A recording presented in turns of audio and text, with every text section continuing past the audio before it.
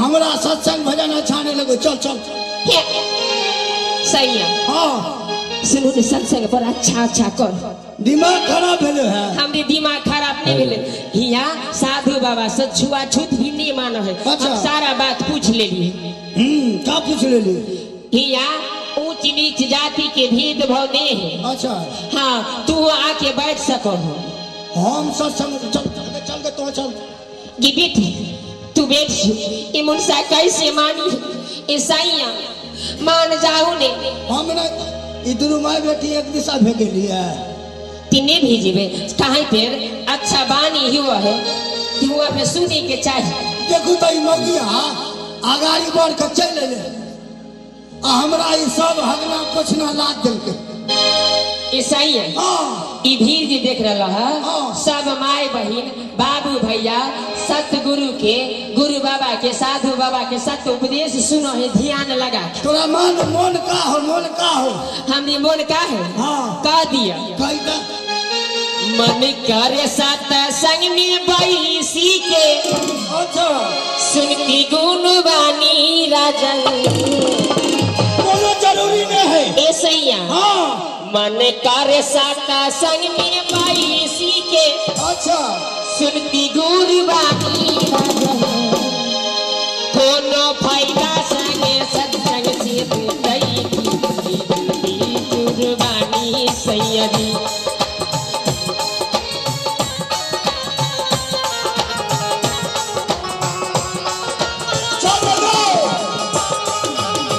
मन कर सत्संग में बैसी के ऐसैया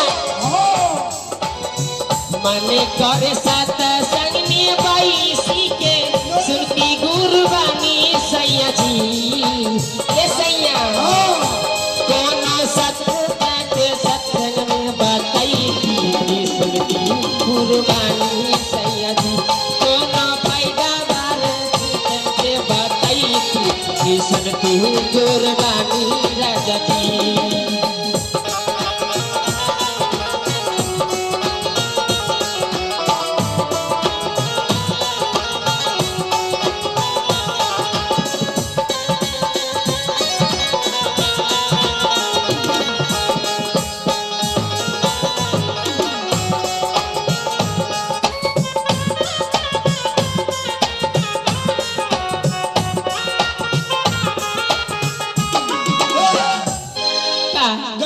सत्संग भजन अच्छा है। चल चल ये मैया कैसे समझ देरी देरी आई नहीं ऐसा सन जोग हो गुरु की भूमि दर्शन सैयायन मोल हो।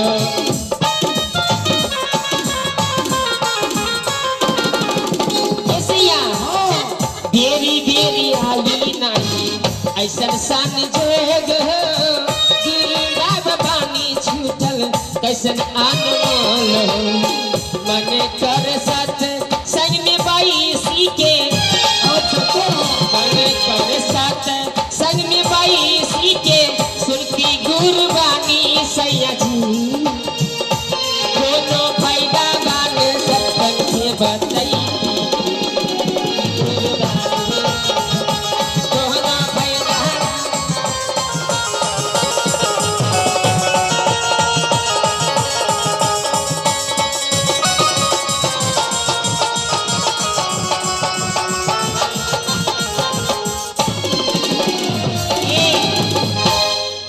बैठ जाओ। हाँ हाँ दिमाग खराब है। छह गो धिया पुता है 6 गो आ दुनू गोड़ा मिला के 11 गो। ई कहूँ ई मोगिया जे सत्संग में बैठ जाइए पेट भरे वाला है हो ऐसा ही है। हाँ कुछ देर यहाँ सत्संग सुन ले रे। अच्छा। फिर जहाँ से जाइए रहे वहाँ मांगे चंग चला जाए। हमारा सत्संग भजन से कुछ लेना देना नहीं है। चल चल अरे पूरे वदन की पाप से हरि चर्चा ना सुहाए। अरे जैसी जर की ताप से भोजन से रुच जाए। ये मैया इतना अच्छा अच्छा बानी साधु बाबा कह रहे ई भोगना बंद करके हूँ ताक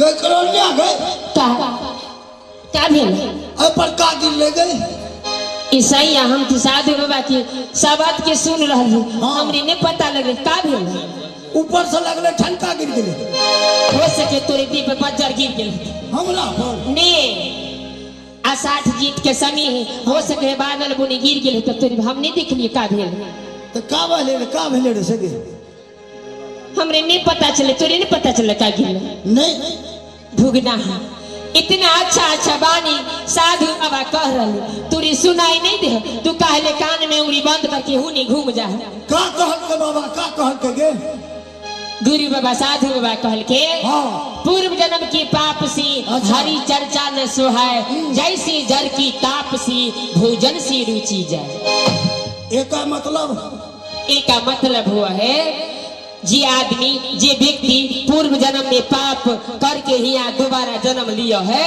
ओकरे यहाँ हरि के गाथा सत्संग भजन अच्छा न लगे अच्छा जैसे मानव के बुखार आ जाए तो बुखार में तोरे भात रोटी अच्छा लगा है नहीं लगा है ना तो वैसे पूर्व जन्म के पाप सी हरि चर्चा में सुहाय जैसे जर की ताप सी भोजन सी रुचि जाए हल्ला नहीं कर भी का गुलती अला ये मैया एगो बोगला बैठा है यहाँ से भगा दिए लाल झोला दे झोला में झोला अरे जीव बदबा रहू बाबूरे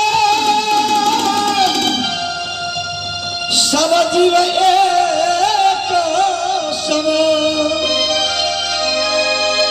अरे जीव हत्या नहीं छूटी है तो हीरा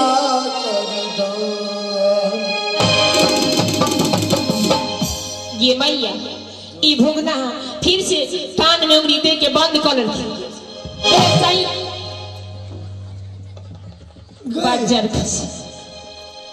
इतना अच्छा बानी तुरी पर मार रहा साधु बाबा हमरा पर तुरी पर छोड़ रहा तुरी पर बात के बानी मार रहा तुरी कुछ बुझा नहीं रहा तुरी कुछ सुनाई नहीं दे रहा देखी तू जे कुछ कहो ही हाँ वो तो हम समझिए है भैया आ ई बाबा जे कहो है ना एकरा बानी के सुनियो हमरा दिमागे रिगरिगावे न को ए मैया हम जी कह रही तोरे सुनाई दी हो आ साधु बाबा जी इतना अच्छा उपदेश दे तोरे सुनाई नहीं दे कुछ न गए जो भाग गए न गे ये से भगा दी तीवन भेज दिए गे ये मैया ईसाइया यहाँ साधु के समारोह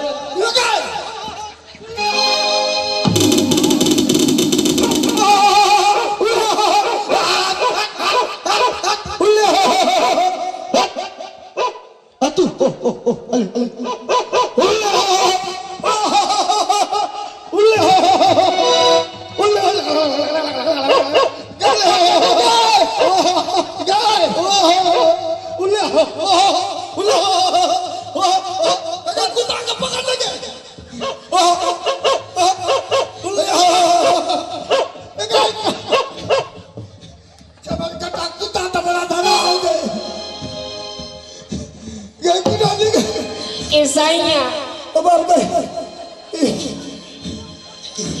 ईसाइया इतना गंदा बात करबो यहाँ साधु के समारोह लग रहे यहाँ गंदा बात अच्छा नहीं लोगो अब ये तो हमरा कुत्ता घर पर काट लेती है गए ये मैया तब क्या करती यहाँ से दरभंगा भी कितना दूर है आते बुखा गई बतला गई हॉस्पिटलों में कहीं मिली है जो तोरे सुइया दिए तेरे क्या कहल के बाबा गे तू जैसे हमने कहला कि ये करो नहीं तोरे झोला में गुलतिया होला मेना के मार देबे हाँ वैसे साधु बाबा तोरे पर शब्द के बानी मार रहला हमरा पर तोरे पे का कहल के बाबा तोरे कहल का जीव मत मारे बाबरा अच्छा सब जीव एक समान जीव हत्या जई है ना लाखों करिए हीरा दान इसका मतलब कमेटी साहब से आग्रह कि आप कृपा मंच पर आने का कृपा करें आप हमारे डायरेक्टर साहब से मिले आकर के इसका मतलब एक मतलब है सब जीव में जीव है जीव ने मारे के चाहिए यानी कि मेना ने मारे का चाहिए, ने मारे के चाहिए। बगलों में जीव हुआ है। हाँ जीव हुआ है ना। ठीक है बात है हो। चल मेना बगला छोड़ देवे। हाँ आ मुर्गी में नहीं ना जीव है। ये मैया मुर्गियों में जीव हुआ है। ओहो माँ। हाँ अब बिना डंटी वाला फल खाली है। ये मैया बिना डंटी वाला फल का हुआ है हवलदार से तोरी पता है। हाँ माँ बहन देखो बिना डंटी वाला फल नहीं खल के है। ईसाइया गे का बिना डंटी वाला फल अंडा नहीं भेलेगे। भोगना ईसाइया हाँ। अंडों में जीव हुआ है। वो में जीव हुआ है। ने हुआ है। चल मुर्गा मुर्गी छोड़ देवे तोरे बात। हाँ सब कुछ छोड़ देवे बेगुला में ना सब छोड़ देवे। हाँ ये छोड़ दे। आ मछली में नहीं ना जीव है हो। ये मछली तो खा सकियो हो। जो नर मछली खात है मुरी पूछ सही। अरे तो क्या पुरखा नरक गयो भैया नाती पोता सही। देखो नहीं का लेगी। ईसाइया हाँ मछलियों खाना छोड़ दे। मछलियों खाना छोड़ देवे। हाँ इतना अच्छा अच्छा तुरी पर कितना अच्छा अच्छा गुरुबानी गुरु बाबा तुरी पर साधु बात मार रहा। मछलियों पर कोनो बात है। मछली पर बात नहीं है। कौन बात है। मछली पे ऐसा बात है जो नर मछली खाते हैं अच्छा। साधु बाबा के काना भेले